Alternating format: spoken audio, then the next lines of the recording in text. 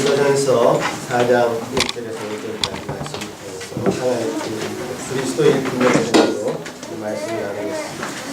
사도 바울은 자신이 그리스도의 일꾼입니다. 우리 앞에 고린도전서 3장에서는 사역자, 영어로 하자면 서번트다. 이런 자기 정체성이 분명했습니다. 오늘 본문에 나온 그리스도 일꾼이라는 단어는 앞에 3장에서 나온 사역자라는 말과는 조금 다른 의미로 다시금 봐야 됩니다. 왜냐하면 이 3장에 나온 사역자, 나는 아볼로나 우리는 모두 그리스도의 사역자다. 다 똑같은 사람들이다. 이렇게 말했을 때의 사역자는 원어적으로 좀 다르게 오늘 본문의 그리스도의 일꾼이라는 말과 다르게 사용하고 있기 때문에 그렇습니다. 사역자라는 말은 디아코노이, 헬라어인데요. 외우실 필요는 없습니다. 좀 다르게 사용되었어요. 디아코노이, 우리 영어로 하자면 디큰이라는 말이 어원이 되는데, 집사, 이제 7 집사를 했을 때 디큰이라는 말을 쓰는데, 디아코노이, 서건, 그런 의미로 사용됐다면 오늘 본문에 사용된 이 그리스도의 일꾼이라는 단어는 피포레테스라는 단어입니다. 피포레테스, 사역자다, 일꾼이다. 다른 용어를 쓰고 있다는 것은 그러니까 다른 의미를 내포하고 있다는 뜻이죠. 피포레테스는 피포라는 말은 언더라는 뜻이죠. 언더. 헬라어의 피포라는 말은 우리 영어로 하자면 언더, 한국말로 하자면 아래, 밑에서. 레테스는 노젓는 사람, 노젓는 사람. 아래에서 노젓는 사람이라는 말을 들었을 때 생각나는 장면이 좀 있습니다. 벤허라는 영화에 보면 그 제일 밑창에서 전투를 하는 그 배를 노젓는 사람들이 대부분 노예들을 시켰죠. 명령에 복종하는 할 수 있는 그 노예들을 가장 천한 신분의 노예들을 그 배 젓는 일에 더 강제로 동원했죠. 주로 이제 포로로 잡혀온 사람들. 그래서 주인공인 그 벤허도 그 강제 노역을 하면서 그야말로 노젓는 일에 아주 열심히 수고했죠. 그 사람 대부분 이제 쇠사슬에 묶여가지고 도망하지 못하도록 묶여서 노젓는 일을 하는 언더로 피포레테스, 그리스도 일꾼이라는 단어를 그렇게 지금 사용하고 있다. 사도 바울은 자기 정체성이 이렇게 분명했어요. 나는 그야말로 배 밑창에서 주님이 명령하시면 순종하는 그 주의 명령에 따르는 피포레테스, 그리스도의 일꾼. 내가 주장하고 싶은 것이 아닙니다.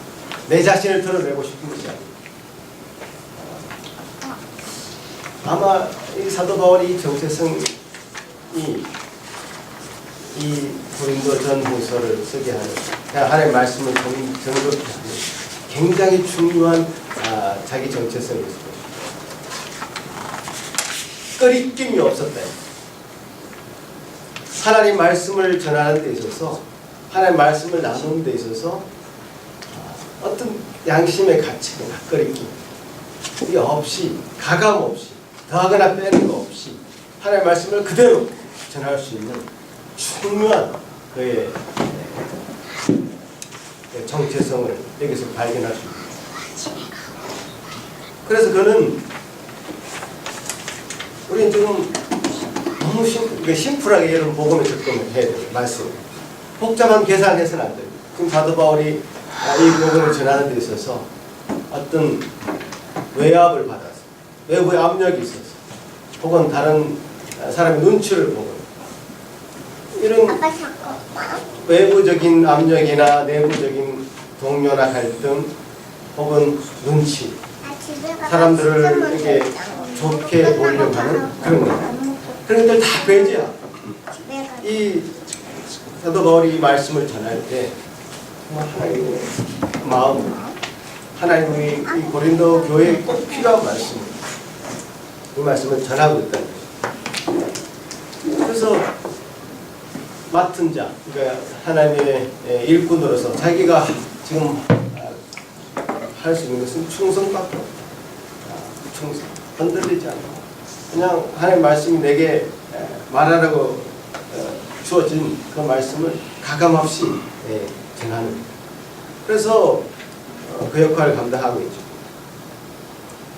나는 심었고 아볼로는 물을 주었고 자라나게 하시는 하나님이시니 우리는 다 똑같은. 고린도 교회의 문제가 뭐였습니까? 아볼로 편에서 있는 사람은 아볼로를 따르면서, 아볼로를 따른다는 건 뭐죠? 무슨 의미죠? 바울을 비난했을 것입니다. 바울을 따르는 사람 당연히 아볼로를 비난했겠죠. 이 파가 갈리고 당이 갈린다는 뜻은 이런 겁니다. 합당하지 않아요. 자기 합리화를 시키게 되어 있습니다.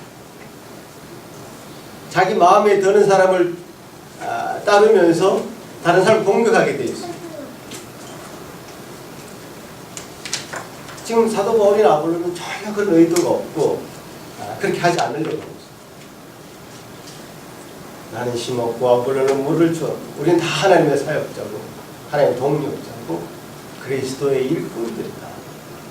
하나님 말씀에 우리가 순종하고 따르는 일꾼들이기 때문에 우리는 전혀 그런 의도가 없다. 이런 의도를 계속 이야기하고 있죠. 제가 지난주에도 이단에 대해서 칼럼을 썼습니다만 이단이 처음부터 끝까지 다 잘못된 것이 아닙니다. 뭐야? 처음부터 끝까지 다 잘못된 게 아닙니다. 올바른 말을 하는 것 같습니다. 그러나 그 진옥주라는 사람, 그 사람 보니까 정통 교단에 소속되어 있는 사람이에요. 따지고 보니까 또 신학교 과정을 다 거쳤어요. 알 걸 다 아는 사람이에요. 말씀도 배웠을 것입니다. 그러나 그 말씀을 전하는 데 있어서 어느 날 갑자기 자기에게만 이 말씀을 해석할 수 있는 능력을 자기에게 부어주셨다. 이렇게 얘기하면서 성도들을 그야말로 브레인워시, 세뇌시키기 시작합니다. 말씀이 자기에게만 주어졌다. 오늘 본문에도 하나님의 비밀을 맡은 자로 자기를 불렀다. 여기서 하나님의 비밀이라는 것은 대단한 비밀이 아니고 복음이고, 구약 성경 시대부터 우리에게 예언되었던 그 예수 그리스도가 이 땅에 오셨고 그 예수 그리스도는 우리 위해 죽으셨고 부활하신 분이다 라고 하는 아주 간단한 단순한 심플한 복음입니다.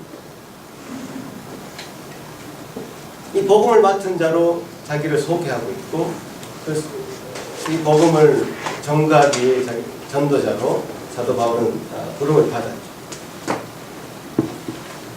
그런데 이 이단들은 자기에게만 이 말씀을 해석할 수 있는 능력을 주었고 그것을 해설했을 때 그 해설의 권한을 자기에게 주은 거죠. 이렇게 얘기함으로써 이단적인 형태를 가지게 됩니다. 주로 이단들이 사용하는 직통계시라고 하는 그런 자기에게만 계시가 주어졌다라는 형태로 이단들이 발생을 하고 그런 메커니즘으로 이단들이 성장을 합니다. 그런데 고린도 교회의 경우는 정반대의 경우라고 보시면 돼요. 어떤 경우냐면 어떤 말씀의 권위가 있어서 사도 바울의 말씀이 강력하게 그 고린도 교회 성도들에게 전해져서 사도 바울의 말씀만 따릅니다. 이렇게 된 게 아니라 고린도 교회는 굉장히 계속관이라서 사도 바울의 말씀을 따르지 않아요. 이단들이 보이는 행태와는 전혀 다른 모습입니다. 세속화죠. 세속의 어떤 철학이나 다른 사상들이 그들을 지배하고 있었기 때문에 말씀을 순종하지 않습니다. 그 말씀에 씨가 먹히지 않는다 이렇게 얘기할 수 있죠. 그래서 아볼로를 따르는 사람은 사도 바울을 비난하고 욕합니다. 사도 바울을 따르는 사람은 아볼로를 욕하고 비난합니다. 이런 당파가 형성되어 있는, 그래서 말씀으로 대우받지 못하는, 그래서 말씀 사역자가 하나님 말씀 사역자를 통해서 분명하게 이 땅 가운데 말씀의 사역자를 통해서 하나님 일하신다고 저는 믿습니다. 그런데 이 말씀 사역자들이 어떤 면에서는 제대로 대우받지 못하는, 하나님 말씀 사역자로서 역할을 감당하지 못하게 하는 그런 모습 형태가 바로 지금 고린도 교회의 형태들입니다. 그래서 사도 바울은 3장에서도 마지막에 이런 고백을 하고 있죠. 3장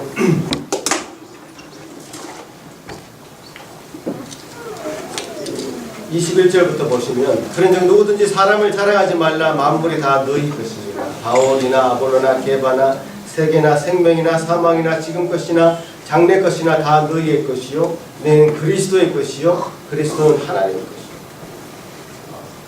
우리가 그리스도의 비밀을 맡은 자로, 사역자로, 하나님의 그리스도의 일꾼으로 이렇게 서 있는데 우리가 잘할 것이 하나도 없다. 바울이나 아볼로나 게바나 어떤 것이나 다 장래 것이나 다 성도들 여러분들의 것이다. 또 여러분도 여러분의 스스로의 것이 아니라 그리스도의 것이고 그리스도는 하나님의 것이다 라고 이런 논법을 사용해서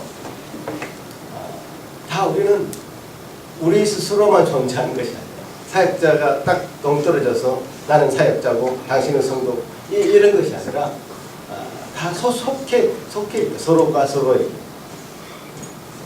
서로에게 속해져 있어서 다 맞물려서 돌아가는 그런 시스템을 가지고 있다. 그래서 우리가 우리의 것을 주장하는 것이 아니라 내가 하나님 말씀을 가지고 복음을 전한다면 여러분은 하나님 말씀 복음을 가까워서 받을 수 있는 거예요. 또 그 말씀이 하나님께 영광이 되는 것으로 다시 돌려드리고 이런 시스템, 이런 어떤 서큘레이션이 돌아갑니다. 이것에서 하나라도 끝하면 안 됩니다. 다 그리스도의 영광을 위해서, 그리스도에게 속한 일꾼으로서 그리스도의 영광을 위해서 사역하는 자들로 우리 정체성을 분명히 말씀 사역자들을 가져야 됩니다. 그 말씀 사역자의 어떤 권위가 이단처럼 그냥 직통 계시, 내 말만 들어야 하면서 자기의 말을 하는, 성경 말씀을 가르치는 것이 아니라 자기의 말을 하는, 자기에게 순종하게 하는, 하나님이 아니라 자기에게 복종하게 하는 그런 쪽으로 가지 않도록 주의를 해야 됩니다. 그래서 우리가 이 말씀 사역자를 통해서 하나님 이 땅 가운데 분명하게 그 하나님의 말씀의 그 비밀을 밝히시고 또 일하시고 그렇게 하는 것입니다. 그래서 그러니까 우리가 이 이단과 정당한 말씀 사역자인 사도 바울과 아볼로와 같은 정당한 말씀 사역자를 좀 구분하는 그런 어떤 분명한 기준을 여러분이 가지고 있어야 돼요. 무슨 말인가 하면 이 말씀이 너무 방대하고 양이 일단 많고요. 또 이 코에 그면 콜고리, 귀에 그면 귀걸이처럼 자기가 쓰고 싶은 말을 말씀에서 따다 붙여서 사용할 수 있기 때문에 누구든지 자기 합리화를 시킬 수 있고 자기 말을 보조하는 수단으로 말씀을 대할 수 있습니다. 그렇게 되게 하다 보면 이단이 되는 거예요. 그래서 말씀을 일단 전제로 해서 내 생각을 말씀에 주입하는 것이 아니라 말씀이 먼저고 그 말씀에 따라서 우리의 생각을 생각합니다. 그래서 계시 의존 사색이라고 우리가 학교에서 배웠는데 이 말씀에 의존해서 생각합니다. 내 생각을 집어넣어서 말씀을 해석하는 것이 아니라 말씀이 먼저고 그 말씀에 기초해서 우리가 어떤 생각도 하고 사색도 하고 묵상도 하고 그렇게 말씀이 우선되는 그래서 말씀 가운데 이 방대한 말씀을 어떤 면에서는 잘 해석하고 설명을 해야 되기 때문에 사실 신학교가 필요한 거고 공부가 필요한 거고 또 강도사가 필요한 거고 목사가 필요한 거죠. 저는 그것이 최소한의 어떤 조치라고 생각합니다. 그렇다고 해서 완벽하지 않습니다. 뭐 신옥주도 뭐 신학교를 정통에 나왔다고 하니까요. 그런 사람도 얼마든지 이단을 갈 수 있어요. 완벽하지 않은데 그래도 최소한의 조치를 통해서 이제 말씀 훈련 또 말씀을 적용하는 훈련을 해야 됩니다. 여러분 쉽게 이제 큐티라는 것을 여러분 접해 보셨을 텐데 저는 그렇게 바람직하지 않다고 저는 생각해요.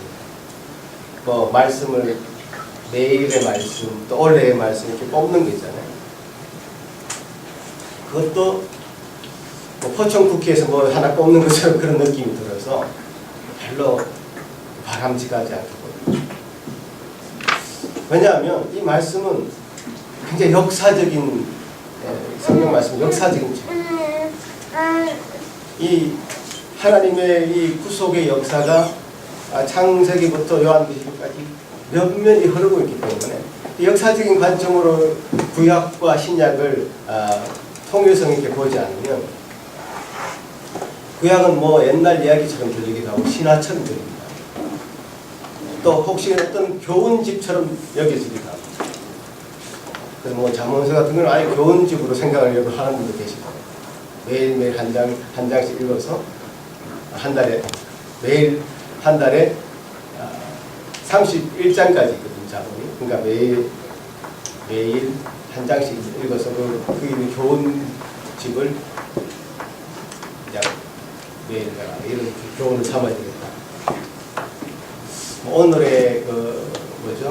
그 양식이나 뭐 그런 조금 그런 느낌이죠. 그래서 일단 이 말씀을 대할 때는 그냥 역사적인 관점, 그러니까 두 가지를 얘기하는데 역사적인 관점에서 가야 되고 두 번째는 문법적인 관점에서.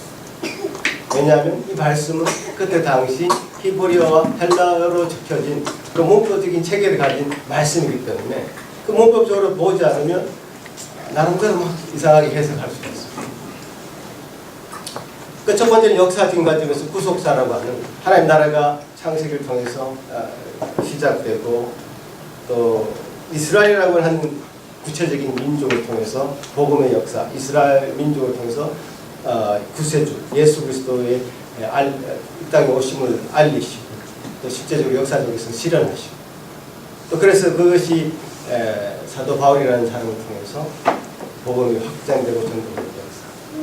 그것이 오늘날까지 우리에게 이 교회라는 아주 특수한 기간을 통해서 복음이 확장되어 왔는 역사. 이 역사적인 관점으로 하나님 나라가 확장되고 발전되어 온 것을 생각하지 않으면 그냥 신약과 구약은 전혀 다른 별개의 것을 생각할 수 있고 그냥 구약 성경도 그냥 옛날 이야기나 신화 혹은 교훈집처럼 얘기해 줄 수 있다는 것을 기억해야 됩니다.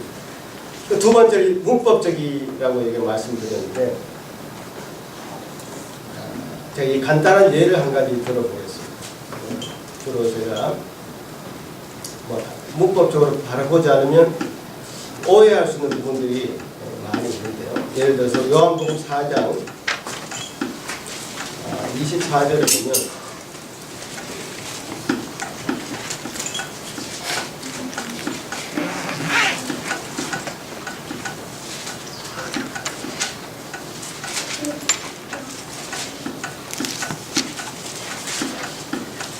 한번 읽어보실까요? 요한복음 4장 24절 시작. 하나님은 영이시니 이게 옛날 쓰던 버전에서는 어떻게 번역된지 아십니까? 자, 옛날 버전에서는 하나님은 영이시니 예배하는 자가 신령과 진정으로 예배할지니라. 신령과 진정이라는 단어를 썼고, 그것이 이제 새로 번역되면서 영과 진리라는 단어로 바뀌었습니다. 지금 새로 번역된 이 단어가 더 원문에 가깝습니다. 그러니까 영과 진리로 예배한다 했을 때 영은 스피릿, 진리는 트루스인데요. 원어 헬라어로 보자면 푸뉴마와 알레스입니다. 그러니까 정확한 번역이 영과 진리라는 번역입니다.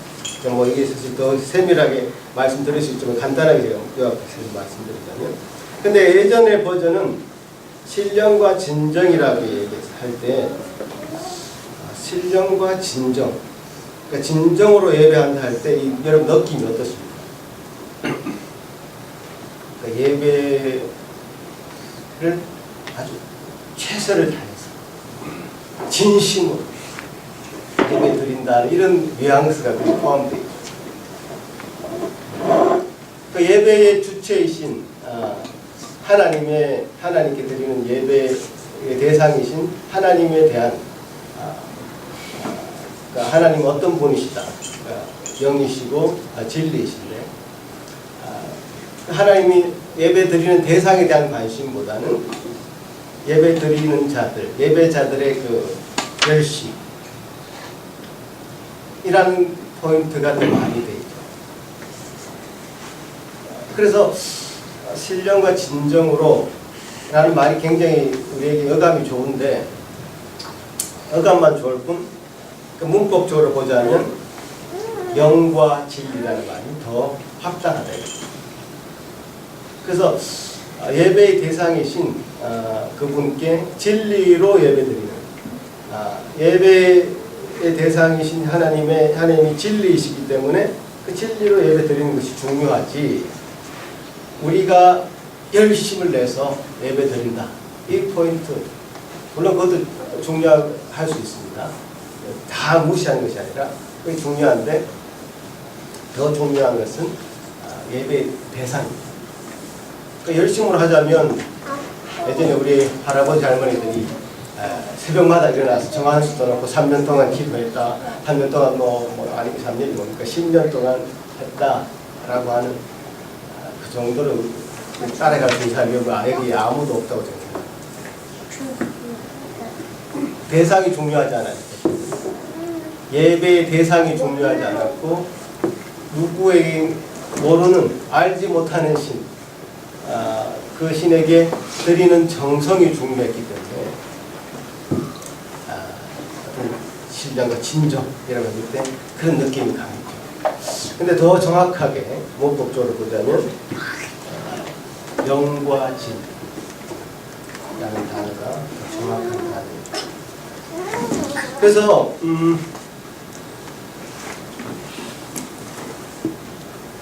어떤 면에서는 최소한의 어떤 역사적인 관점, 그러니까 하나님 나라의 어떤 시작과 발전, 그리고 그 하나님 나라가 어떻게 창조, 타락, 구속, 회복이라고 하는 이 드라마와 같은 것에서 엮여져 나왔는지에 대한 시각과 문법적인 시각을 갖추고 있어야지 어떤 면에서 말씀 사역을 감당할 수 있습니다. 그렇기 때문에 신학교가 필요한 겁니다. 그렇지만 제가 말씀드리듯이 최소한의 조치고요. 어느 말씀 사역자도 완벽할 수 없습니다. 저도 제 정체성을 말씀 사역자다의 정체성을 갖고 있지만 제가 완벽하지 않습니다. 최선을 다해서 하나님 편을 들고 있다는 겁니다. 그렇게 이제 사도 바울이 가졌던 하나님의 일꾼이라는 그런 말씀을 비밀을 맡은 자로서의 말씀 사역자로서의 정체성과 우리가 지금 제가 가지고 있는 어떤 정체성은 다른 것이 아닙니다. 같은 것입니다.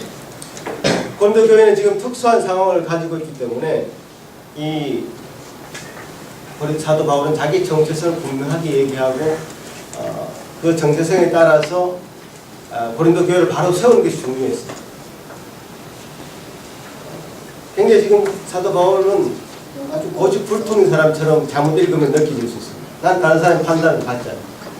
오늘 본문에 보면 누구도 나를 판단할 수 없다. 나는 내 길을 갈 뿐이다. 나도 나 스스로를 판단하지 않고 오직 하나님만이 나를 판단하신다. 뭔가 이게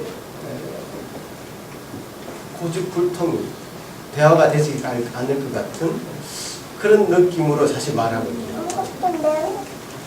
이런 느낌으로 말하고 있지만 사도 바울은 그렇게 고집불통인 사람으로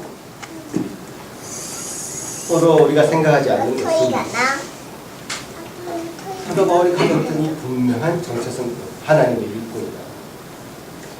하나님의 말씀에 따르고 하나님의 명령에 순종하는 자라마는 자기 정체성 때문이죠. 어떤 일을 해도 비판을 받고 비난을 받을 수 있습니다. 예전에 아버지와 아들이 당나귀를 팔러 시장에 가는 스토리가 있습니다. 아들과 아버지가 당나귀를 팔러 이제 시장에 터벅터벅 갑니다. 사람들이 말합니다. 저 당나귀 왜 저렇게 혼자 보내냐? 누구니 타고 가면 되지. 이렇게 한마디를 합니다. 그래?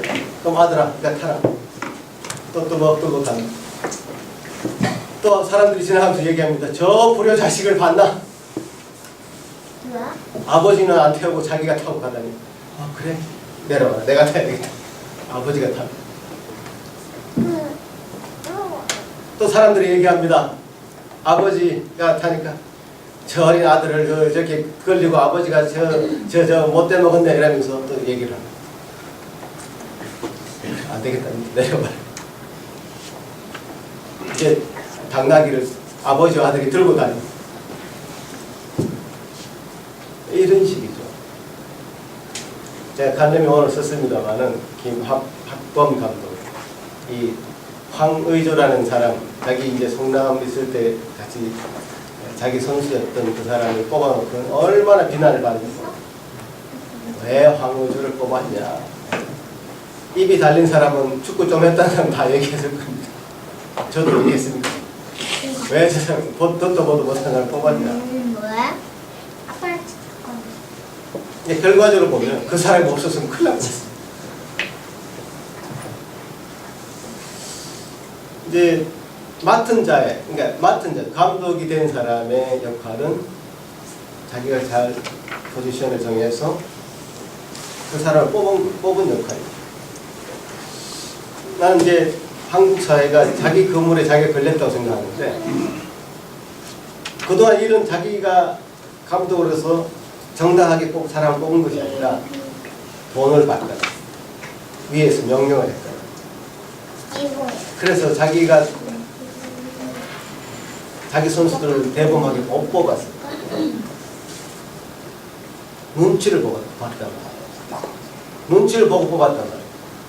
자기 건물에 자기 걸리고 자업자득입니다. 그러니까 이제 어떤 사람이 감독이 와서 뽑아도 의심을 합니다. 그래서 외국 사람이 오면 괜찮다 이거죠. 인맥이 없었습니다.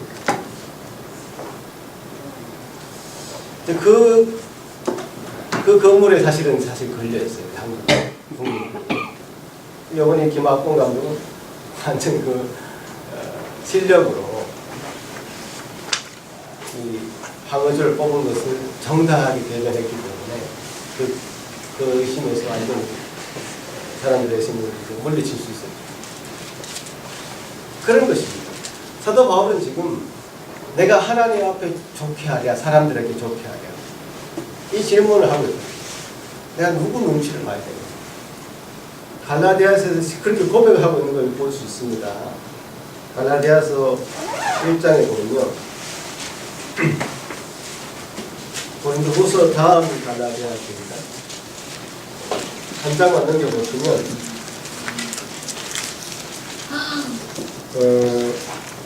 1장 10절에 보면 이제 내가 사람들에게 좋게 하랴 하나님께 좋게 하랴 사람들에게 기쁨을 구하랴 내가 지금까지 사람들의 기쁨을 구하였다면 그리스도의 종이 아닙니다. 사도 바울이 본인이 가졌던 그 정체성 때문에 자기는 하나님의 종이다, 하나님의 일꾼이다, 그리스도의 일꾼이다, 정말 배 밑창에서 노젓는 노예와 같은 그런 사람이 있어요. 노예 의식이 있어요. 하나님 앞에 노예, 하나님 앞에 사로잡힌 사람. 사람들의 눈치를 볼 필요. 그래서 이 공동체 안에서 벌어진, 고린도 교회라고 하는 공동체 안에서 벌어진 일들이 지금 더 막장 드라마 같은 이야기가 사실 그 다음 계속 나오거든요. 공동체 안에서 벌어진 일들을 스스로는 해결할 수 없었어요. 은혜의 교회, PG로 사람들 막 보내는 그 은혜의 교회 안에서 스스로 그 신도들이 스스로 문제를 해결할 수 있을까요? 못합니다. 그 사람들은 여권 돌려주고 가라고 해도 안 가고, 난 여기가 좋다고. 해결할 수 없어요. 명성교회 수십은 안 되겠구나. 몇만 명이 성도들이 예배를 드리잖아요. 자기들은 좋대. 우리 담임 목사님이 그 아들에게 물려준 게 좋다는데 어떡합니까? 스스로는 해결이 안 돼요. 객관적인 시각에서 고린도 교회를 바라본다면 분명히 잘못되어 있습니다. 그 잘못, 어떤 그 적나라 문제가 지금 파당 문제뿐만 아니라 계속 나옵니다.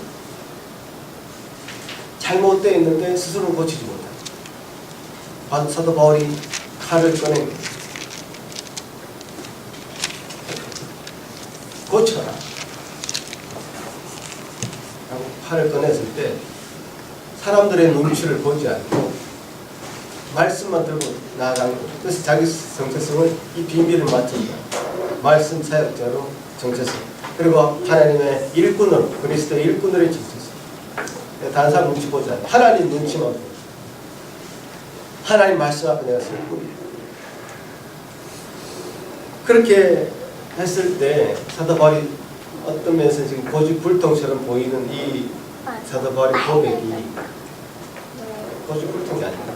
정말 하나님의 말씀을 들고 가감없이 대변했던 하나님의 진정한 일꾼이다, 말씀 사역자다, 이렇게 우리가 느껴지는 것이죠. 이 시대도 마찬가지입니다. 참 많은 이단들이 흥행하고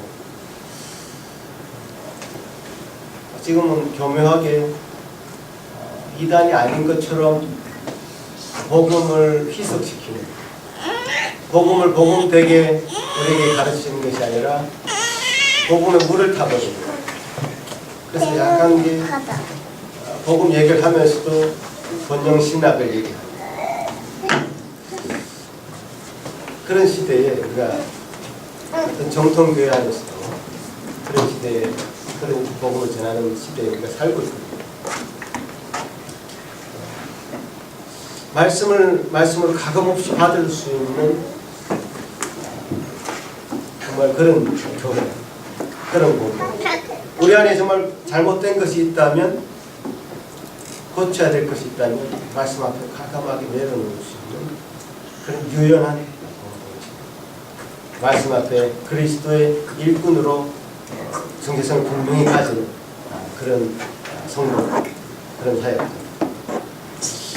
그런 사역자들, 그런 교회로 우리 정체성을 분명히 가지고 그리스도의 일꾼이라는 사실을 분명히 확인하기 위해서 교회가 주님 앞에 서가면 좋겠다는 말씀으로 오늘 말씀을 마치겠습니다. 기도하겠습니다. 주님 감사합니다. 우리에게 주신 귀한 복된 시간, 그 말씀 앞에 성령 주여 도우시옵소서. 우리의 부족함을 고백하면서 주여 우리를 향해서 어떨 때는 칼을 꺼내서 베으려고 하는 우리 골마 있고 암덩어리처럼 썩어가는 것들을 잘라내려고 할 때 참 그것을 거부하며 우리 고집을 피울 때가 얼마나 많이 있습니다. 주여 도우시옵소서. 우리 스스로를 우리가 스스로 발견할 수 없다면 말씀의 빛으로 정정당당하게 주님 앞에 설 수 있는 은혜를 많이 주시옵기를 소망합니다. 주님 감사합니다. 오늘 말씀을 통하여 우리 자신을 다시금 보게 하시고 우리 교회를 다시금 보게 하신 것 감사합니다. 오늘도 도와줘 주시옵기를 소망합니다. 감사드리옵고 예수님 이름으로 기도합나이다.